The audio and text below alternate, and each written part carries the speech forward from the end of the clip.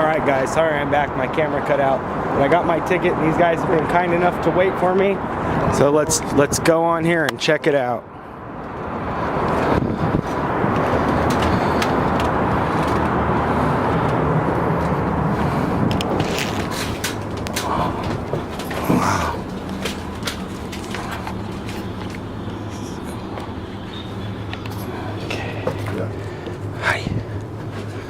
Thank you, sir. It's okay.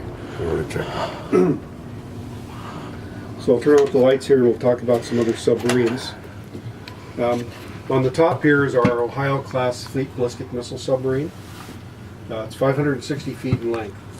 So if you stood this on its end and it stood it up next to the the US Bank Tower downtown, this would be a little bit taller than that. So here's the Blue Back at 219 feet. Wow.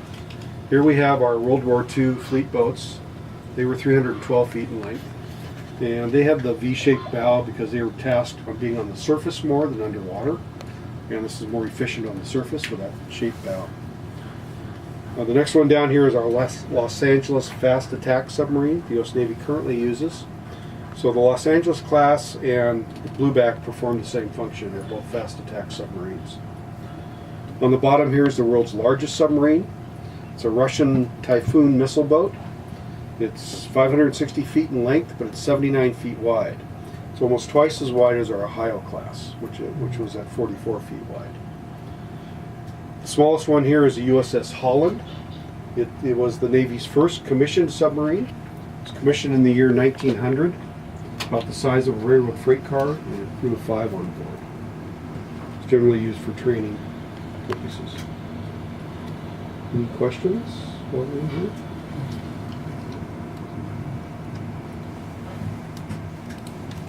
No? Really? I'm not that good, so I know you got some questions. Have to work at it here.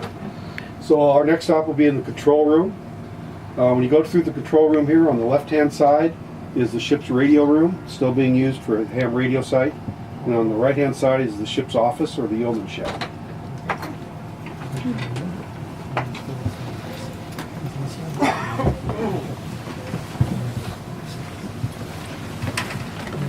If you're in the ward room, that means they did surgery.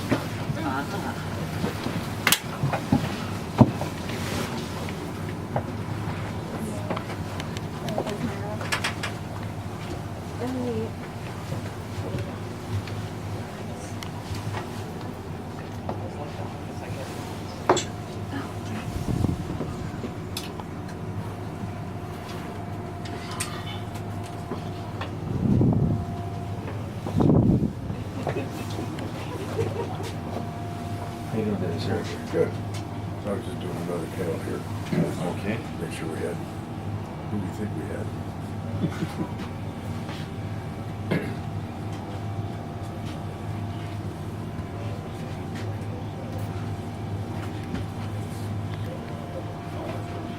These are the subs that he was just explaining.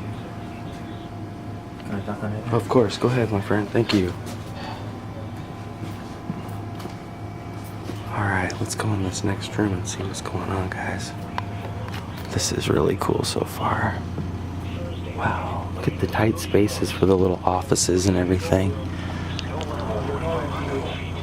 The radio room. So cool. Seats over here. Behind them would be the chief of the boat. And his job was to maintain the ship's trim, the boat's trim, keep it flat and level. Be able to do that based upon what they call the Christmas tree back here. That's how they controlled all the ballast tanks. So all those green bars signify that the ballast tanks are in their proper position. If one of those white circles would turn red, that would signify to him that he'd have to change the ballast inside that tank. He'd be able to do that based upon the controls that he had there. So behind the chief of the boat then was the navigator at the table back here.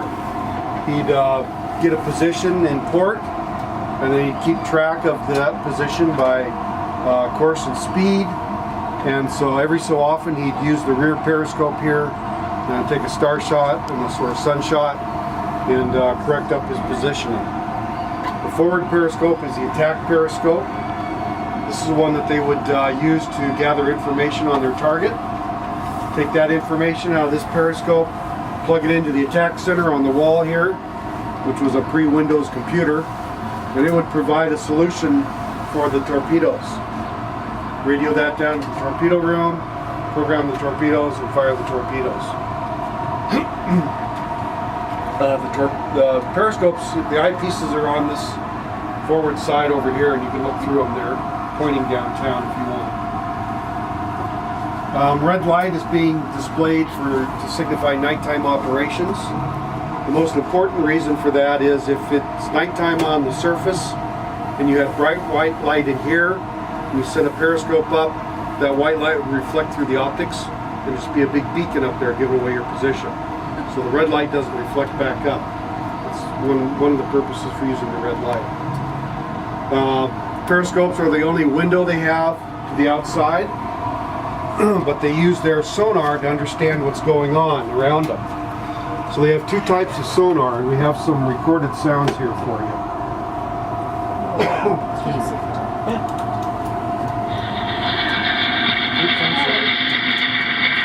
Got that out of... Aiden, you can see that. Does it This is the sound of their active sonar. The active sonar sends out a pulse. You measure the amount of time it takes for that pulse to return to you, and it tells you how far, you calculate how far away you are from an object. It's very accurate, but it's also, everybody else in the ocean can hear it as well. And they can track you based upon your sending out that sonar. So they would just use their passive sonar and listen to what's going on. So we've got some sounds of different vessels for you. Here's a destroyer.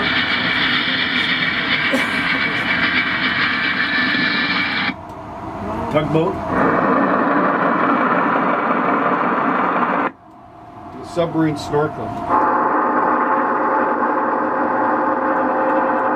So you can tell each one had a distinct sound. So the sonar techs got so good at their craft that they could tell you not only what type of vessel it was, they could tell you how fast it was going and which direction it was going. The other thing they did was they would just listen to the natural sounds of the ocean. You've got dolphins.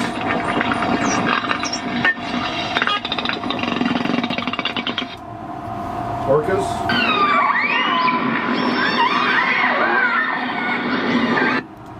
Humpbacks.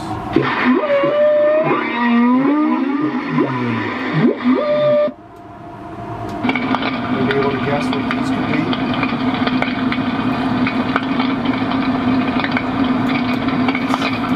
Shrimp. Whiskey.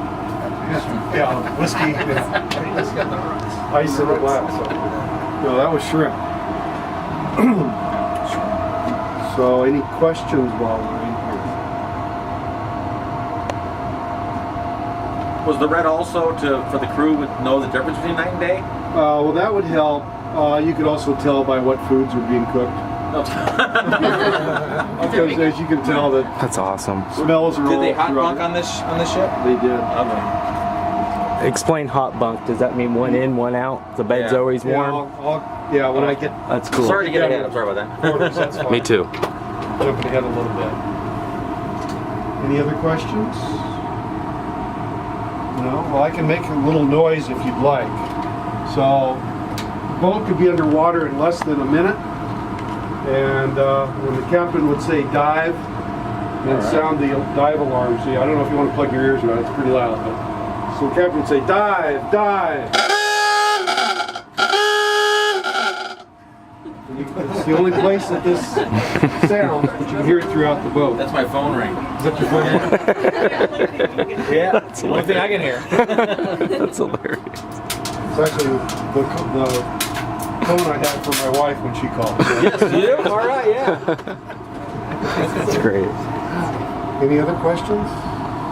No? Okay, our next stop will be in the torpedo room. Cool. When you get to the bottom of the ladder here, on the right-hand side is the sonar shack, where the guys would do their job listening for the sounds to figure out what's going on. It's a very steep ladder, so please use the handrail.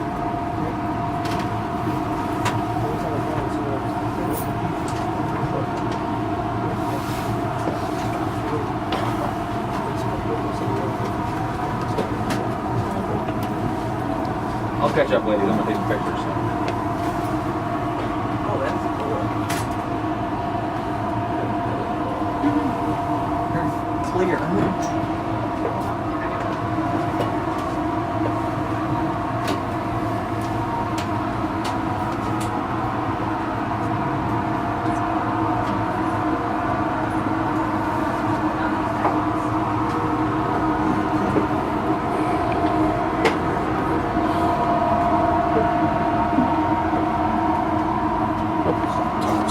You're all good, bud. Oh, yeah. Is it working? It worked on the other one. Oh, didn't no it? kidding. Oh yeah, here we go. Let me give it a shot. You gotta get it probably lined up. Yeah, I got it. Right. I got it. It looks cool. You can. Oh wow, you can actually see like people walking around on the park even. That's amazing. Wow. Is the same view? That is There you go, there you go. that is just super amazing. I got it too. Wow, look at this control room. This is so cool, you guys. Way cool. And this is the captain's ship, I believe, here. Let's see. Periscope view. This rocks. Let's touch it. You gotta get it just right. Yeah, isn't that cool? Amazing. That is just so kicking the pants, man. San Diego, they have a Russian same era.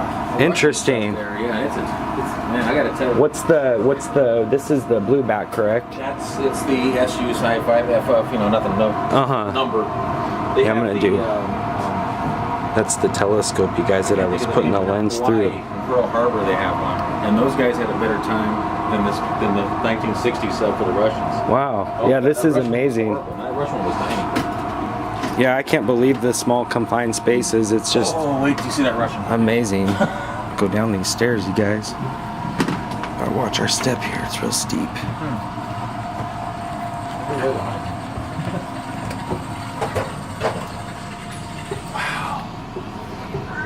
Kind of spooky being down this far, to be quite honest, because at this point I believe we are underwater. I don't know how far, but let's catch up to the tour. Oh wow. He's taking us to the torpedo room.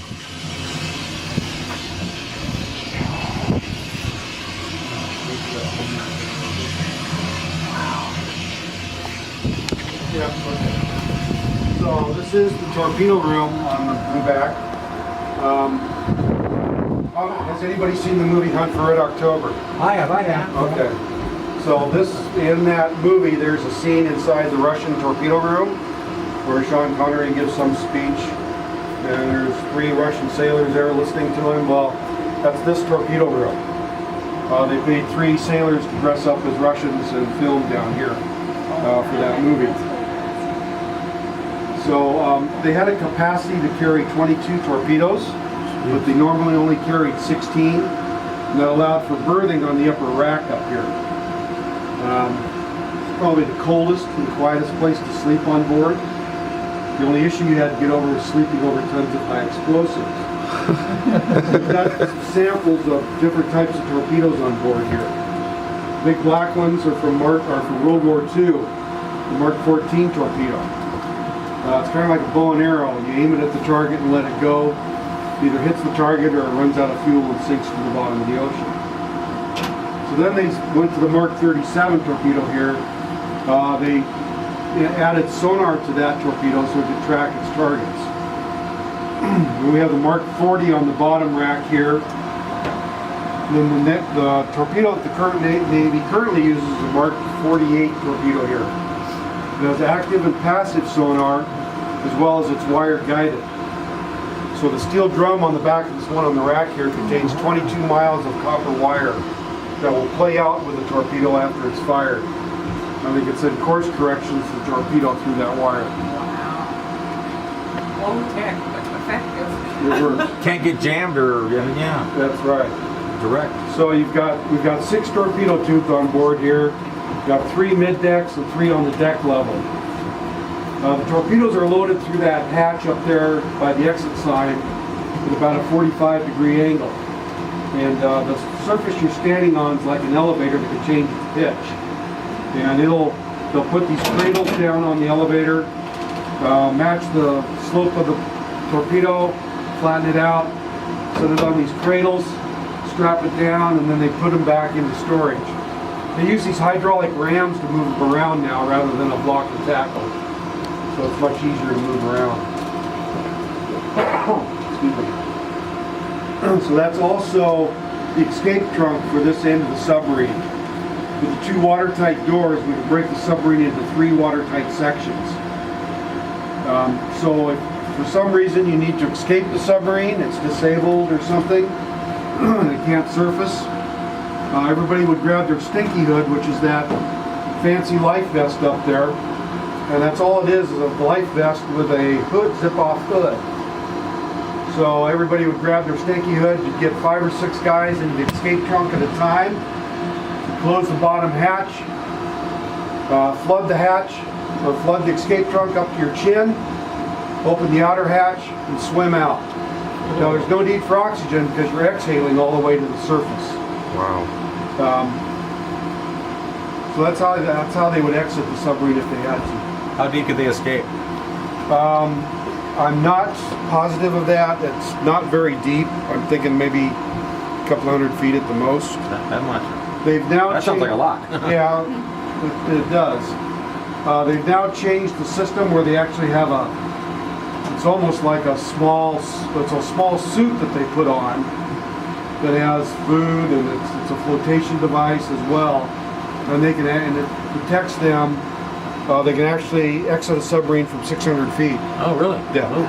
So, much easier now. Would that give you the bounce, or is that only when you have compressed air? No, that's why you're exhaling all the way to the surface. Okay. Releases the nitrogen out of your blood. 600 feet. Wow. Yeah. A So big with breath. the blue back being submerged halfway in the Willamette as we speak, we are underwater, being this Yes, low. as soon as you came down, that first stairwell from outside, you're knee deep. And then when we came down this ladder, it's now over our heads. Are there Cool. rear tubes? So. No, just the forward Just the tubes forward on this boat. Cool. Any other questions? Have you manned this ship personally? No, I was on the surface side. Cool. What ship? The Fulton, which was a sub-tender. Oh, cool. So you spent time on subs anyway, working on them, right? Well, I was a storekeeper, so yeah, I'd bring supplies down. Yeah. One of the other things I would let people play with if they want, that trigger right there, if you want to pull that trigger, it simulates the sound of firing a torpedo. Way cool. Fire from back here? Well, actually, originally that was mounted up in the control room. Oh, okay. But they moved it down here. All right. Cool, I just set a Yes. torpedo off. Cool. Had to do I it. just set one too. I'll scoot your behind you if you want to get by me. Any other questions while we're in here?